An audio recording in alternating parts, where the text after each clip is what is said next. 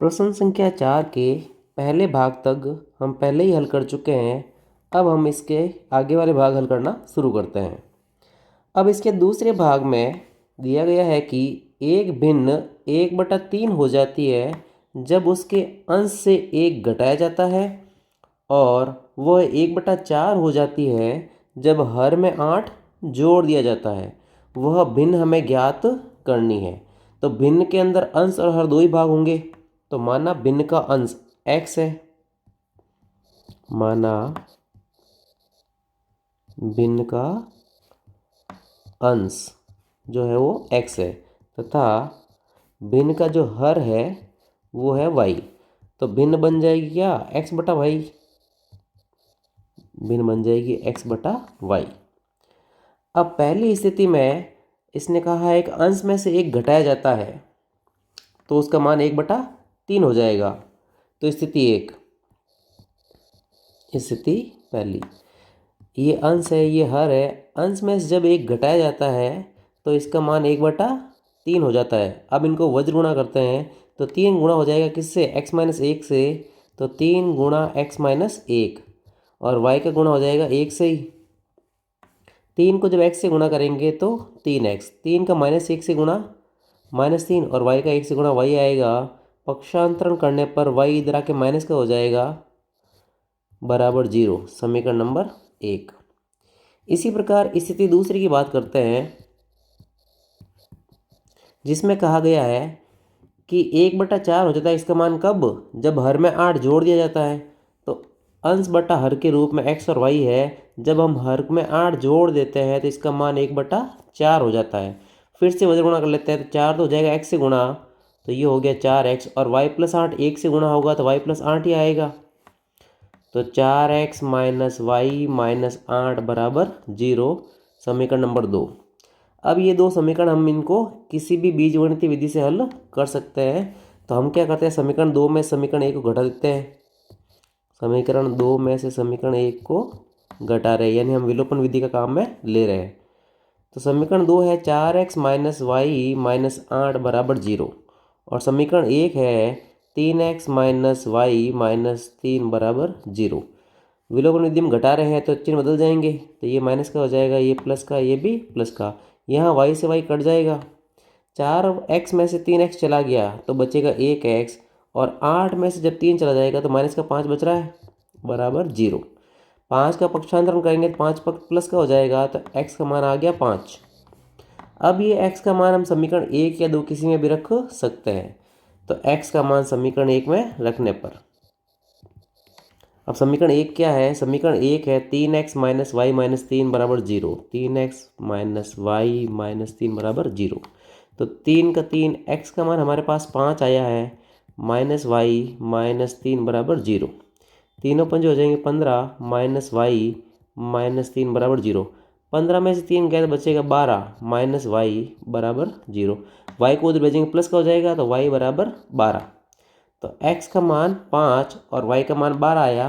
तो हमें जो भिन्न ज्ञात करनी थी उस भिन्न का मान क्या हो जाएगा, 5/12। ये इस प्रश्न का उत्तर हो जाएगा।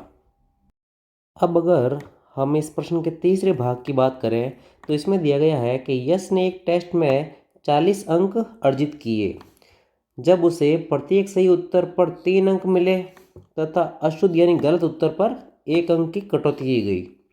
यदि उसे सही उत्तर पर 4 अंक मिलते और अशुद्ध यानी गलत उत्तर पर 2 अंक कटते तो यश 50 अंक अर्जित करता। टेस्ट में कितने प्रश्न थे ये हमें ज्ञात करना है। तो हम मान लेते हैं कि यश ने x प्रश्न तो सही किए हैं और y प्रश्न गलत किए हैं। माना यश द्वारा सही हल किए गए प्रश्न है x, तथा यश द्वारा गलत हल किए गए प्रश्न है y। तो कुल प्रश्न हो जाएंगे x + y। कुल प्रश्न हो जाएंगे x + y। अब इनका अंक का जो सिस्टम है वो कुछ इस तरह से है स्थिति 1 में कि यश को प्रत्येक सही उत्तर पे 3 नंबर मिल रहे हैं और यश ने x सवाल सही किए हैं तो उसको मिल जाएंगे नंबर 3x। और गलत उत्तर पे 1 नंबर कट रहा है और यश ने y सवाल गलत किए हैं तो -1 का y से गुणा हो जाएगा -y बराबर 40 अंक। क्योंकि इसको सही के लिए +3 मिल रहे थे, गलत के लिए -1 आ रहा था। समीकरण नंबर 1। इसी तरह से स्थिति 2 में अगर सही उत्तर के लिए प्लस के 4 नंबर मिल रहे हैं, गलत के लिए -2 मिल रहे हैं, तब नंबर आ रहे हैं 50। तो x प्रश्न सही किए हैं तो हर एक के लिए 4 नंबर मिलेंगे, 4x आ जाएंगे।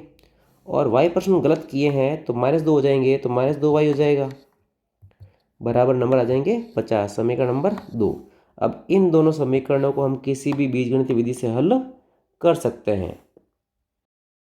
अब अगर हम इस प्रश्नावली के चौथे भाग की बात करें तो एक राजमार्ग पर दो स्थान A और B 100 किलोमीटर की दूरी पर है। चौथे भाग के अंदर A और B दो स्थान है जिनके बीच की दूरी है 100 किलोमीटर। एक कार A से तथा दूसरी कार B से एक ही समय चलना प्रारंभ करती है। पहली कार A से और दूसरी कार B से एक ही समय चलना प्रारंभ करती है।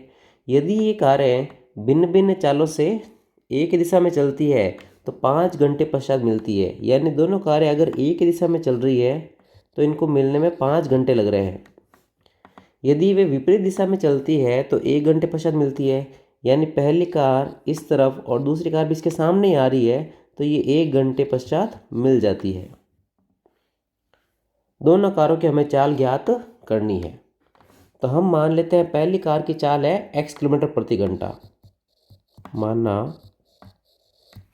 पहली कार की चाल जो है वो है x किलोमीटर प्रति घंटा तथा जो दूसरी कार है उसकी चाल है y किलोमीटर प्रति घंटा।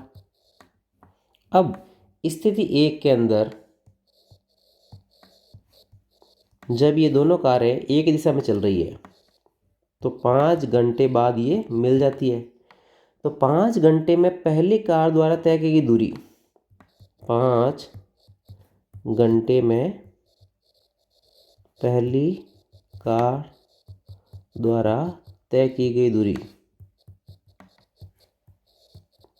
दूरी बराबर होता है चाल गुणा समय। चाल गुणा समय। तो पहली कार की चाल है x और समय है 5 घंटे, तो गुणा हो जाएगा 5x किलोमीटर। यानी पहली कार 5 घंटे में 5x किलोमीटर चलेगी। इसी प्रकार 5 घंटे में दूसरी कार द्वारा तय की गई दूरी कितनी हो जाएगी, 5 × y, तो 5y किलोमीटर। अब प्रश्नानुसार पहली कार ने दूरी तय की 5x किलोमीटर, दूसरी कार ने दूरी तय की 5y किलोमीटर। अब पहली कार को दूसरी कार से मिलने के लिए 100 किलोमीटर दूरी एक्स्ट्रा तय करनी पड़ेगी, तो इसमें जो ये 100 किलोमीटर है वो जुड़ जाएंगे। इससे ये दोनों क्या हो जाएगी, दूरियां बराबर। यानी दूसरी कार द्वारा तय की गई दूरी और 100 किलोमीटर और जोड़ेंगे तब कहीं पहली कार की दूरी बराबर आएगी। अब इनको समीकरण के रूप में लिखने के लिए पक्षांतरण कर देते हैं। तो 5x सही है, 5y इधर आएगा माइनस का और 100 भी हो जाएगा माइनस का बराबर 0। 5 यहाँ से common, x minus y minus 20 बराबर 0। 5 भाग में चला जाएगा तो x माइनस वाई माइनस 20 बराबर 0/5 और 0/5 का मान 0 ही होता है। तो x माइनस वाई माइनस 20 बराबर 0। समीकरण नंबर 1। अब आते हैं स्थिति दूसरी पे। स्थिति दूसरी में ये कारें एक दूसरे की तरफ चल रही है और 1 घंटे पश्चात ये मिल जाती है। तो 1 घंटे में पहली कार द्वारा तय की गई दूरी, 1 घंटे में पहली कार द्वारा तय की गई दूरी कितनी हो जाएगी, x किलोमीटर, क्योंकि कार की चाल ही क्या है, x किलोमीटर प्रति घंटा। और इसी प्रकार 1 घंटे में दूसरी कार द्वारा तय की गई दूरी y किलोमीटर हो जाएगी। अब चूंकि दोनों कारें A और B स्थान से शुरू हो रही है, पहली कार ने x किलोमीटर दूरी तय की है और दूसरी ने y किलोमीटर तय की है, लेकिन दोनों मिला के तो 100 किलोमीटर दूरी तय कर रही है। तो प्रश्न अनुसार क्या हो जाएगा, पहली कार और दूसरी कार मिला के जो दूरी तय कर रही है वो कितनी हो जाएगी, 100 किलोमीटर। 100 को भी पक्षांतरण से इधर ले आते हैं तो x + y - 100 बराबर 0। समीकरण नंबर 2।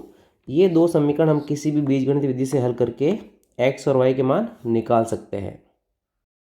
अब हम इसका पांचवा और आखिरी भाग भी हल कर लेते हैं, जिसके अंदर हमें दिया गया है कि एक आयत का क्षेत्रफल 9 वर्ग इकाई कम हो जाता है यदि उसकी लंबाई 5 इकाई कम कर दी जाती है और चौड़ाई 3 इकाई बढ़ा दी जाती है। यदि हम लंबाई को 3 इकाई और चौड़ाई को 2 इकाई बढ़ा देते हैं तो क्षेत्रफल 67 वर्ग इकाई बढ़ जाता है। आयत की विमाएँ ज्ञात कीजिए। अब आयत की विमाएँ होती है 2, लंबाई व चौड़ाई। तो माना आयत की